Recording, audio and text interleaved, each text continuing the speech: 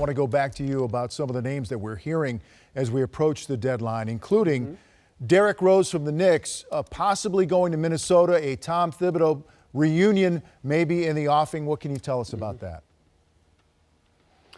Yeah, look, that's a deal that Tom Thibodeau wants to do, as you mentioned, with knowing Derrick the way he does. If you're looking at it from a Knicks perspective, look, you're probably not going to re-sign Derrick Rose. And if you do want to re-sign Derrick Rose, he's not going to be in this deal, obviously. So they will tell you what they think of their chances of re-signing Derrick Rose by what they do. So the Wolves are not, well, I'll say this, Tom Thibodeau's not really enamored with Ricky Rubio right now. He'd like to upgrade that position. He feels like Rose is an upgrade.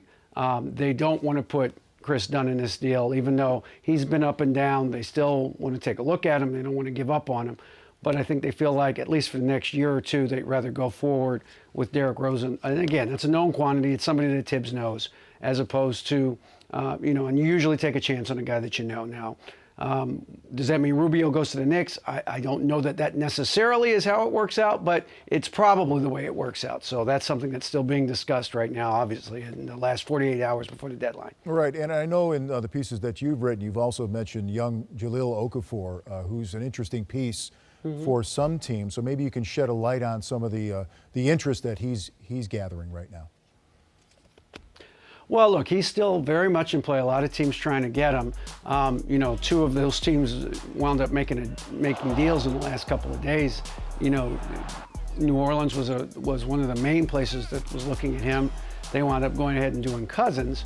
There have been reports about Indiana trying to get him, and that makes sense for a first-round pick. I think there's other deals out there as well for Okafor. I don't think that's done yet, but.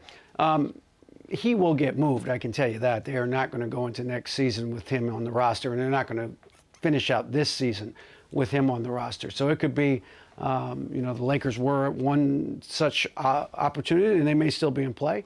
And I'm not ruling out other teams like Sacramento maybe as well, who now can offer more minutes and more opportunities for young big men now that Cousins is gone. So there are still a lot. They've got a lot of offers to sift through, Vince. So Indiana's one of those, but he will get moved by Thursday.